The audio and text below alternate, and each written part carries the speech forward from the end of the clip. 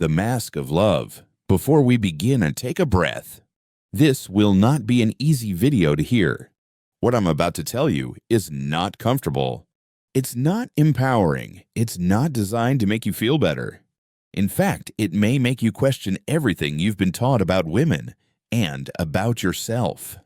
But if you have the courage to stay until the end, it might just save you years of suffering.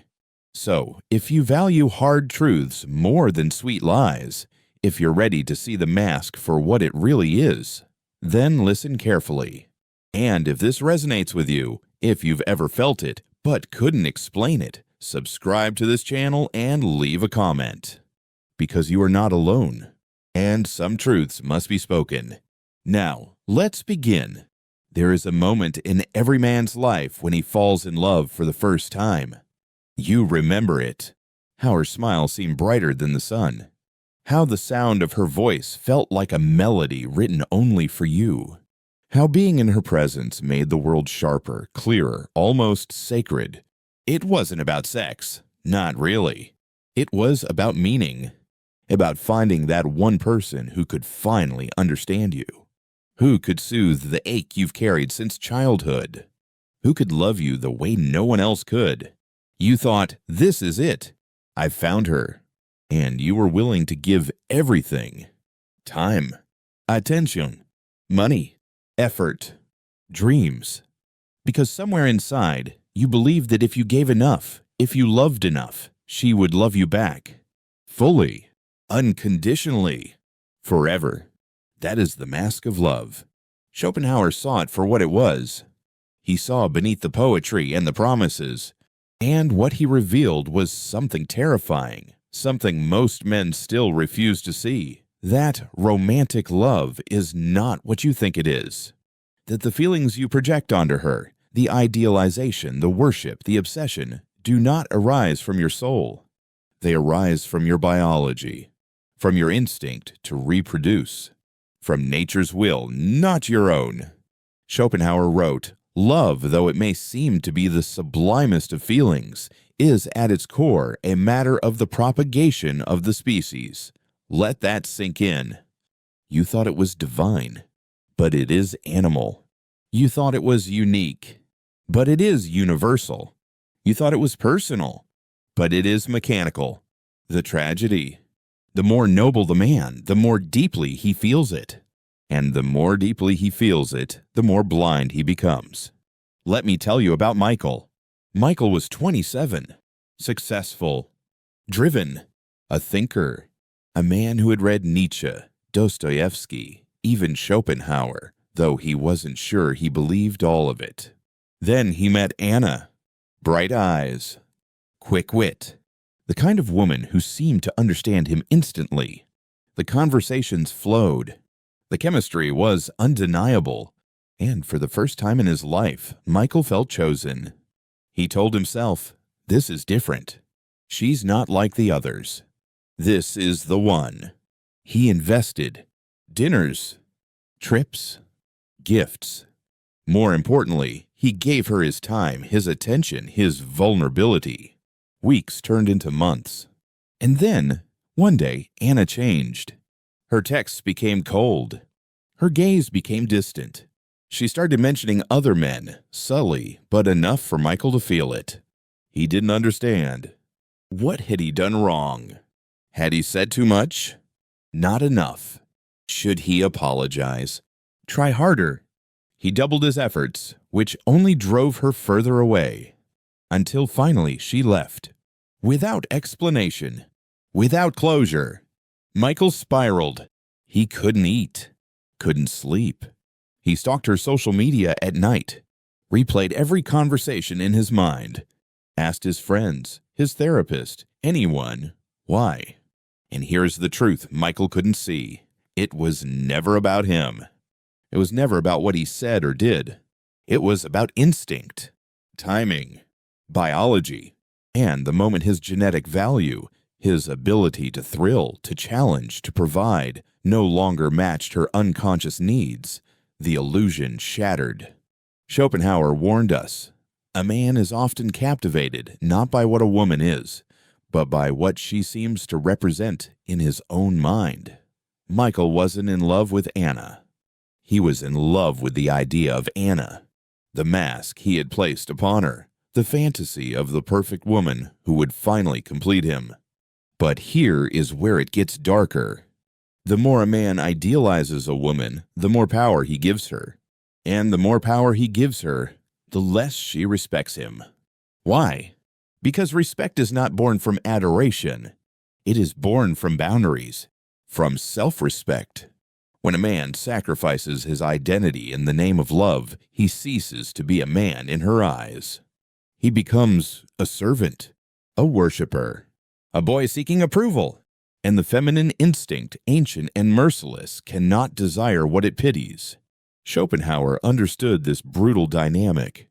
He saw that the very traits that make men good, loyalty, devotion, openness, often lead to their undoing in love. Not because women are cruel, but because nature does not care about your happiness. Nature cares about reproduction, about the selection of the fittest genes, about the endless continuation of the species. And once your usefulness in that process declines, so does her attraction.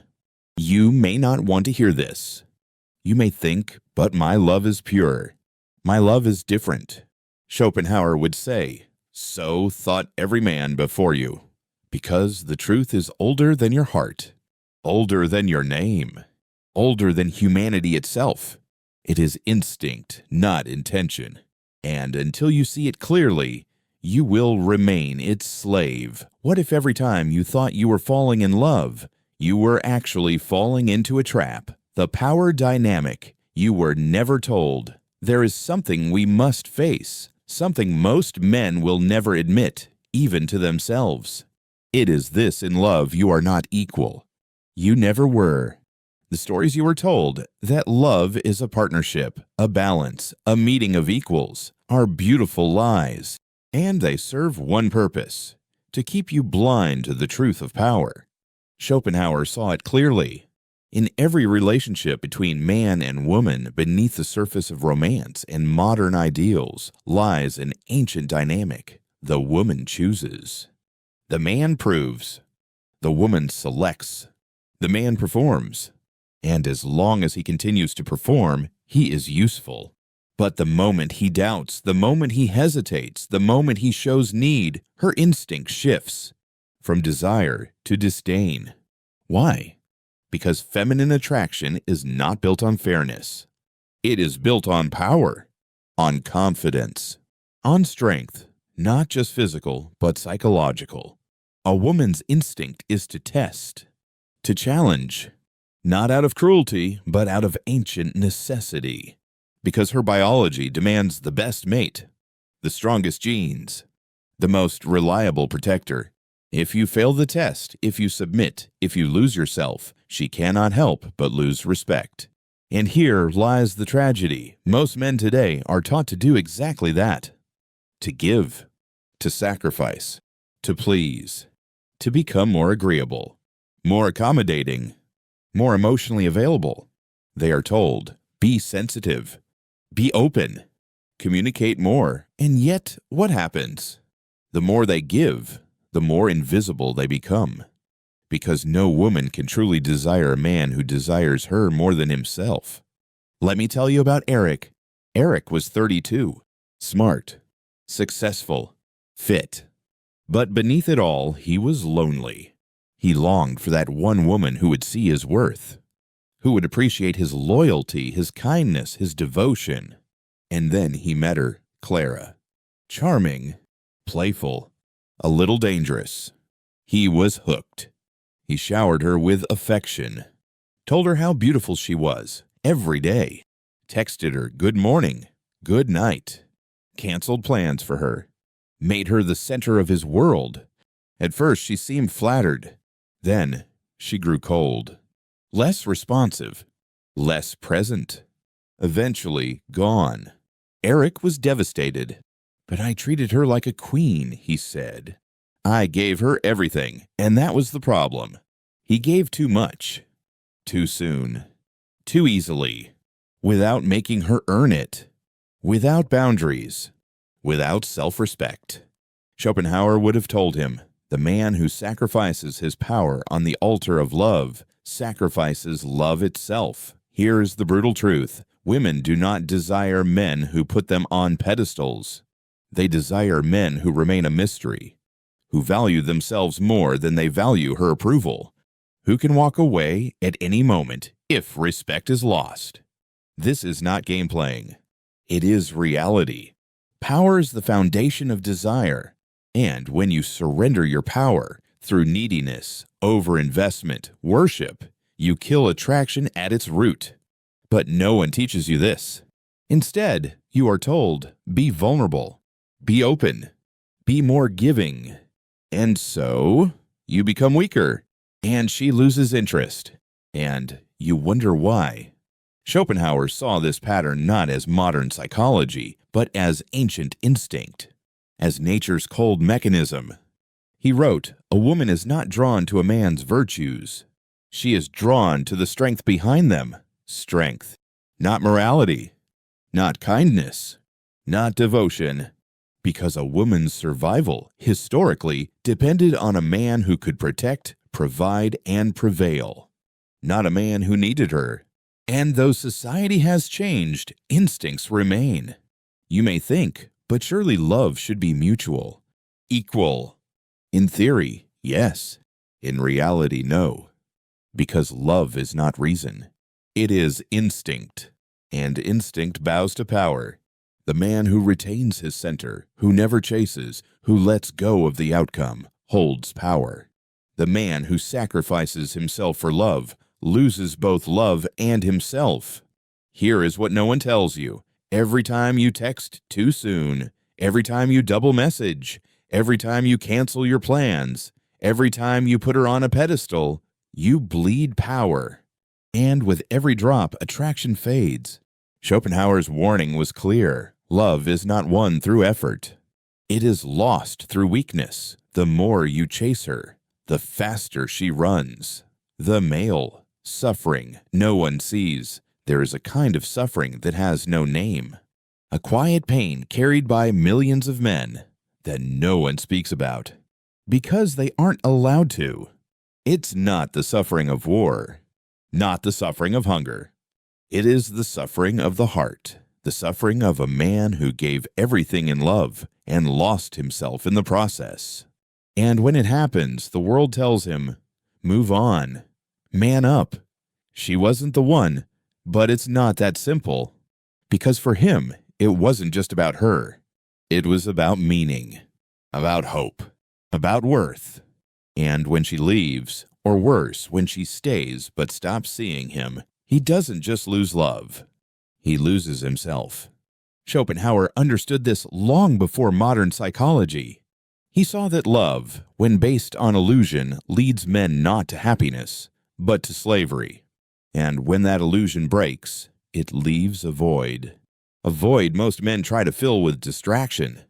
Work, sex, alcohol, entertainment. But nothing works, because the real loss is not external. It is internal. Let me tell you about Adam. Adam was 35, a good man, strong, ambitious, loyal. He met Sophie, beautiful, charismatic, mysterious. For the first time in years, Adam felt alive. He felt seen, wanted, needed. He gave her everything. Time, money, energy. He changed his life to fit hers. And for a while, it worked. She smiled. She laughed. She told him, I've never felt this way before. Adam believed her. Why wouldn't he? He had waited so long for this moment. But slowly, it changed. The texts grew shorter. The calls less frequent. Her eyes wandered. Her tone grew cold. Adam didn't understand. He worked harder, planned surprises, bought gifts, gave more, hoped more, until one night she ended it. Without warning, without apology, Adam was destroyed, not just by the loss, but by the betrayal of meaning. I gave her everything, he told himself. How could she just stop caring? And here's the truth. She didn't stop caring. She simply followed her instinct. The moment Adam surrendered his power, the moment he made her his purpose, he ceased to be a man in her eyes. Schopenhauer warned, a woman loves her own instinct, not the man who submits to it. Adam didn't see this. He blamed himself. He sank into depression. He stopped going out, stopped trusting, stopped living, and no one noticed. No one cared. Because men's pain is invisible, men are expected to endure, to move on, to never show weakness. But inside, the wound festers. You may not want to hear this, but here's the brutal truth. Most modern men are emotionally starving. They long for connection, for meaning, for love that feels real, but they do not know how to get it because they were taught to seek it through sacrifice. And sacrifice, in the realm of love, is death. Schopenhauer saw that men today, like men in his own time, are trapped between instinct and illusion, between what they feel and what reality delivers. And when the truth finally breaks through, when they see love for what it is not freedom they feel. It is grief. Grief for the years wasted, for the energy spent, for the dreams that will never be. But here is the hope. Grief can be fuel. Pain can be teacher. And sometimes it is only through suffering that a man awakens. Awakens to what? To this, that love is not salvation, that women are not angels, that happiness cannot be given, only built. And once a man sees this, truly sees it, he becomes dangerous. Not to women, but to the lies that once controlled him. Awakening from the illusion. There comes a moment, if you're lucky, when the illusion begins to crack. It doesn't happen all at once. It happens slowly. A creeping awareness in the back of your mind, a voice you've ignored for too long, a growing sense that what you believed was never real.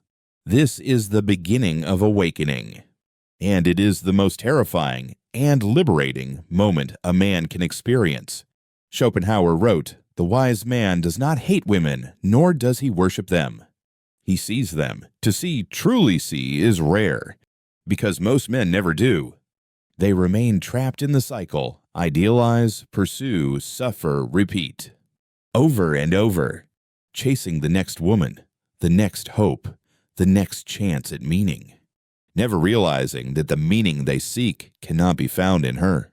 It can only be found in themselves. But awakening comes at a price. First, you must face grief. Grief for the years wasted. Grief for the false hopes. Grief for the boy inside you who still wants to believe. Second, you must face anger. Anger at the lies, at the system that taught you to chase shadows, at yourself for not seeing sooner. And third, you must face emptiness, the space left behind when the illusion dies. Because once you see the truth, that romantic love is not salvation, you are left with a void that must be filled, not with distraction, not with new illusions, but with something real. Let me tell you about Victor. Victor was 41, a veteran of heartbreak. He had chased, suffered, repeated, until finally, after his third failed engagement, he stopped. Not out of bitterness, but because something inside him had broken, in the best possible way. He stopped seeking, stopped chasing, stopped projecting. He began to read deeply. Schopenhauer, Nietzsche, Jung. He spent time alone, in nature, in thought, and slowly he changed. Not into a cynic, not into a misogynist, but into a man who no longer needed the illusion. And when women came into his life, as they still did, he no longer chased, no longer surrendered, no longer placed them above himself. He saw them clearly, as human, flawed, instinctive, and because of that, he became free. This is the awakening Schopenhauer spoke of.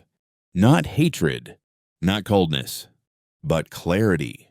the ability to love without illusion, to desire without slavery, to give without losing yourself. But make no mistake, the world does not want you to awaken, because an awakened man cannot be controlled, not by women, not by the culture, not by the endless machinery of consumer love. An awakened man chooses. He walks away when respect is lost. He holds his boundaries. He protects his energy. And he no longer seeks meaning in the eyes of a woman, because he has found it in himself. And this is what Schopenhauer tried to warn you about, that the real danger is not women. It is your own illusion of them reclaiming your power. Before we begin this last section, if what you've heard in this video has spoken to you, if it stirred something in you that no one ever said aloud, subscribe.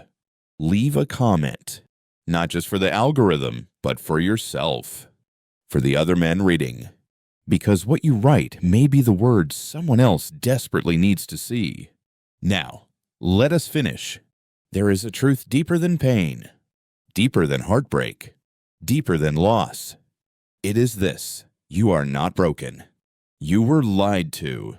You were sold an illusion from childhood, in every movie, every love song, every story. The idea that a woman would save you, that love would complete you, that devotion would be rewarded. And when the illusion failed, as it always does, you blamed yourself. I wasn't good enough. I should have tried harder. If only I had loved more. But none of that was true, because the game was rigged from the start. Schopenhauer saw it with brutal clarity. A man does not lose himself by solitude. He loses himself when he gives his power away. And this is what modern love asks of you: to give, to surrender, to abandon your center, in the name of an ideal that was never meant for your happiness. But here is the final truth. You can take it back. Not by hating women, not by retreating from life, not by closing your heart, but by seeing clearly, by no longer projecting, by no longer chasing shadows. Let me tell you about Marcus. Marcus was 46, divorced, twice, jaded, bitter, or so he thought, until one day, sitting alone in his apartment, surrounded by the ruins of old photos and letters, he read something that changed everything. You do not need to be loved. You need to be free. It hit him like a hammer, because for the first time he saw his suffering had not come from women. It had come from his own illusion of them, from the false belief that they could give him what he lacked, that their love could heal what he refused to face. Marcus began the hardest journey of all, the journey back to himself. He stopped seeking, stopped blaming, stopped asking why. He began to build not a relationship, but a life, a mission, a purpose, a truth. And in that process, something strange happened. The pain faded, the anger faded, and in its place, strength. This is what Schopenhauer meant, that the only true freedom is self-mastery. The only real power is sovereignty. When a man no longer chases, he becomes the chooser. When he no longer needs, he becomes the needed. When he no longer worships, he becomes the one worthy of worship. But more importantly, when he no longer seeks meaning in others, he finds it in himself. And so I ask you, what would your life look like without the illusion? Without the endless chase? Without the stories that keep you trapped? Who would you be if you were free?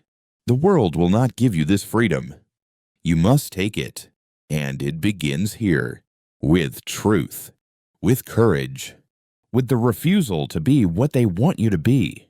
It begins now. If you stop trying to be good enough for her, who would you finally become for yourself?